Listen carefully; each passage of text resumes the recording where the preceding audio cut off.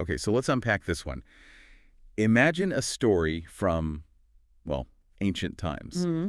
about this young man, incredible spiritual success, right? Right. But then hits this uh, major crisis of doubt. Yeah, a real low point, a threat to everything he'd built. But the twist, he gets pulled back dramatically. Eh. And it's not just, human wisdom involved. There's a ghost mother. A ghost mother, exactly. Or yakkhinī mother, to be precise. An unexpected family reunion, you could say, spanning different realms. Wow. So today we're doing a deep dive into this story, the story of Sānusāmaṇeravatthu. That's right. And our sources are these ancient Buddhist commentaries, specifically commentaries on the Dhammapada. Which give us this really rich, layered look at just one single narrative. It's fascinating stuff. Absolutely. So the mission today, for you listening, is really to pull apart this specific story. Understand his journey, Yeah. This young monk, Sānu, and these surprising, even supernatural forces at play. And crucially, what timeless lessons are embedded here, especially, I think, about the mind, the power and the difficulty of mastering it. Okay, let's start at the beginning. Setting the scene. Sānu. Right. He's the only son of a very devout laywoman, ordained young. And the texts make it clear, right from the get-go, he wasn't just any novice. He was exceptionally virtuous, really diligent. Yeah, Vatasampano, accomplished in his duties. It sounds like he really took it seriously, serving his teachers, preceptors, any visitors, a model, really. And he had this interesting routine, didn't he? This sort of special practice. He did. 8 days a month, get up super early, prepare water, clean the Dharma hall, light lamps. And then announce the Dharma session. Yeah, apparently in this really beautiful, sweet voice. Sounds like he had a real gift for the Dharma itself. Definitely. The monks recognized it. They'd ask him to recite by verse Padaba. And the sources point out something quite specific here, don't they? About his attitude. They do. They say he never made excuses. Like, not even if he had a headache or felt a bit under the weather, he just did it. That's dedication. And his recitation style. Ah, yes. The description is amazing, as if bringing down the celestial river. Wow. Just picturing that, like a torrent of truth. Exactly. It suggests something profound flowing through him. And there's this other key detail. Seems small, but it's crucial. What's that? After reciting, he would share the merit, dedicate it to his mother and father. Okay, that seems like a normal pious thing to do. It is, but the source explicitly says humans didn't know he was doing this. Ah, okay. So it was a private dedication. Why is that so important? Because, and here's the first big twist in the very next life, his mother was reborn as a yakkhinī. A yakkhinī, a female spirit. Sometimes sounds a bit demonic, but maybe not always. Right. In this context, she's definitely still connected to him, still receptive to the merit he's generating. That connection wasn't broken by her rebirth. So even though she's in this non-human realm, She'd still come with other deities to listen to the Dharma. And when Sānu shared the merit, she'd actively approve it, saying, I approve, dear son. incredible. Her identity as mother just carried over. It did. And this ties into how these texts describe the relationship between virtuous people and deities. Virtuous monks, especially, are really highly regarded. By gods and spirits and yakkhinī. Apparently so. The sources say the deities regarded Sānu himself with immense respect, like almost awe, comparing him to Mahabrahma or a blazing fire. So like radiating spiritual power. Exactly. And here's the kicker. Because they respected Sānu so much, they showed that same respect to his yakkhinī mother. Just because she was his mother. Even though she was, well, a yakkhinī. Precisely. It wasn't just passive respect either. The text describes specific honors. At Dharma gatherings, even gatherings of yakshas. She got the best seat. Best seat, best water, best food. She was literally known as Sānu's mother. Her status came directly from his virtue. That's amazing. And there was another detail about other powerful yakshas. Yeah, this is wild. Even really powerful ones would, step off the path for her or stand up if they were seated when she approached, out of respect. That really drives home the idea of virtue having this tangible power, doesn't it? Rippling out, affecting status across realms. Absolutely. It sets up this picture. Sānu, the perfect novice, respected by all, his merit flowing even to his spirit mother who gained status from it. Everything looks golden. But there's always a but in these stories, isn't there? There often is. As Sānu got older, matured physically, the story says he became afflicted by anaparati. Discontent, that feeling of just not being satisfied, restlessness. Exactly. A profound lack of joy in the monastic life he'd been so good at. It's very human, this struggle, right? even on a spiritual path. Yeah, you can be doing all the right things outwardly, but inside. Something's off. And he couldn't shake it. The texts even describe his appearance changing: overgrown hair, dirty robes. A visible sign of the inner turmoil. A slip from that earlier diligence. Totally. And unable to sort of push through it, he makes a decision, doesn't tell anyone, just picks up his bowl and rope. And goes home. Back to his human mother's house. Just like that, abandoning the path. A huge turning point. Oh, wow. Okay, so what happens when he gets there? His human mother. Well, her reaction is interesting. She welcomes him respectfully, as a monk. But she notices immediately he's alone and asks why. And does he tell her the truth? He does. He confesses this feeling, ukantita bhava, this deep discontent. And she must have been devastated. Heartbroken, yes. And being devout, she tries to reason with him. The texts say she showed him the downsides of household life, trying to make him see sense. Trying to remind him why he left in the first place. Exactly. But it didn't work. Not in that moment. She couldn't convince him. So what did she do? Just give up? Not quite. She seemed to hope he might come around on his own, so she plays for time, basically.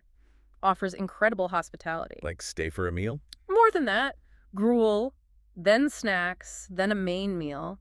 Even gets nice clothes ready for him. Preparing a seat. Clearly hoping to delay him, maybe let the feeling pass or give him space to reconsider. A mother trying her best. Yeah. But while this is happening on the human plane. Exactly. This is the moment the yakkhinī mother checks in. She uses her spirit sight, or whatever power she has, realizes he's there intending to disrobe vibhamitakkamata. And she's not happy about this. Not at all. The texts specifically mention her concern wasn't just for him, but for her. The shame this would bring her among the deities who respected her because of him. So her status was on the line. Precisely. So she decides she has to intervene to prevent the disrobing, to create an obstacle. All right, what does she do? It's dramatic and quite violent, actually. The texts say she came, possessed his body. Possessed him. Yeah, twisted his neck and literally threw him to the ground. Whoa, okay, that's intense. Supernatural intervention, big time. Absolutely. And his state is described graphically. Writhing, eyes rolling, foaming at the mouth. Oh, terrible. His poor human mother. Her reaction is just instant heartbreak, rushes to him, holds him. The neighbors hear the commotion, come running. And what do they think is happening? They assume, naturally, it's some kind of spirit affliction. So they start doing rituals, balikama, trying to appease whatever spirit they think is causing it. Well, the real cause is his other mother. Exactly. And the human mother, watching this, is confused and grieving. She speaks in verse, lamenting. What does she say? She says she'd heard from arahants, from enlightened ones, that yakshas don't harm people who keep the uposatha days, the observance days with the 8 precepts, and practice the holy life. Right, that virtue should be a protection. So she asks, essentially, why are they playing with Sānu now? If that's true, why is this happening to him? A fair question. Does the yakkhinī respond? She does. Either through Sānu or just nearby, she confirms it. Yes, it's true, uposatha keepers are safe from yakshas, implying perhaps his intention to disrobe made him vulnerable. Or maybe she's just making a general statement before getting to her main point. Which is? Which is a direct warning framed as coming from the yakshas, aimed right at Sānu, who's now conscious again. What's the warning? It's stark. Do not do evil deeds, openly or in secret. If you do evil, there is no escape from suffering. No escape. Even if you fly away, that's the key part, even if you fly away like a bird after doing evil deeds, there is no freedom for you. Wow, that image. Flying away like a bird, but still no escape. Incredibly powerful, isn't it? Karma catches up, no matter how fast or far you think you can get away, delivered by a yakkhinī. And after delivering that message, she releases him. The possession ends. So Sānu kind of wakes up. What does he remember? Nothing, apparently. He's just disoriented, sees his mother crying, the villagers all gathered around. He doesn't know he was possessed. So he asks his mother why she's crying, seeing him alive. Yeah, he says something like, people cry for the dead, or those alive but far away. Why cry seeing me right here and alive? And her answer. This is a really key moment, isn't it? This is huge. She reveals this incredibly deep, almost shocking perspective. She says, yes, people cry for the physically dead or absent, but they also cry for someone who renounced sensual desires, got ordained, committed to that path, and then returns to lay life. Why? Why is that a cause for such deep sorrow? Because, she tells him point blank, such a person, although living, he is dead. Wow. Living, but dead. Spiritually dead. Exactly. It's a radical reframing. For her, abandoning the higher path is a kind of death, maybe even worse than physical death in some ways. And she doesn't stop there, does she? She uses some strong analogies. Very strong. That household life he wanted to run back to, she compares it to a hot ash heap, to hell. So, like something you desperately want to escape, not run towards. Precisely. She sees him as someone who was miraculously rescued, pulled out of danger, like being pulled from a burning building. And now he wants to jump back into the fire. That's exactly the sentiment. Her final verse is this lament, like, who can we complain to? Our son was saved, taken like goods from a burning house into the safety of the Buddha's way. And now he wants to burn again in that household life. She calls for help. It's incredibly moving and powerful. And this finally gets through to him. It seems so. The text says, while she's speaking these words, Sānu understands. Salaketfa. He gets it. He perceives the truth in what she's saying. The penny drops. Big time. He declares, right then, there is no purpose for me in the state of a householder. That's it. The turning point. His aha moment. And his mother's reaction. Instant relief and joy. Well done, dear son. She feeds him, asks how old he is now. Why does she ask his age? To see if he's old enough for the higher ordination, upasampada, which he is parapuchabasa, full-aged. So she immediately gets things ready. Prepares the 3 robes, he receives the higher ordination, becomes a full bhikkhu, complete with bowl and robes, back on the path, properly this time. What a journey back from the brink. And does the story end there? Not quite. There's a coda involving the Buddha himself. Not long after Sānu gets his higher ordination, the teacher focuses on him. On Sānu specifically. Yes, encouraging him in the effort to control the mind. Stinigehusaha. Which makes perfect sense, given what Sānu just went through. The Buddha addresses the root cause of his wobble. Exactly.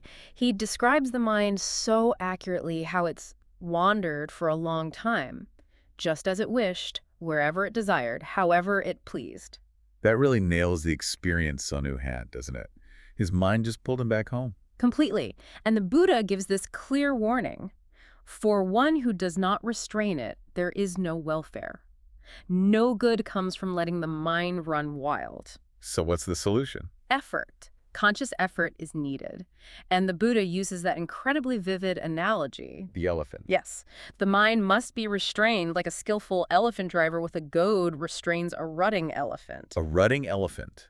That implies something powerful, potentially destructive if not controlled. Precisely. It's not just a gentle suggestion. It's about mastering something strong and wild within us. And he gives the verse that sums it all up. Can you share that? This mind formerly wandered as it liked, where it wished, according to pleasure. Today I shall restrain it thoroughly, as a skillful elephant driver with a goad restrains a rutting elephant. Today I shall restrain it thoroughly.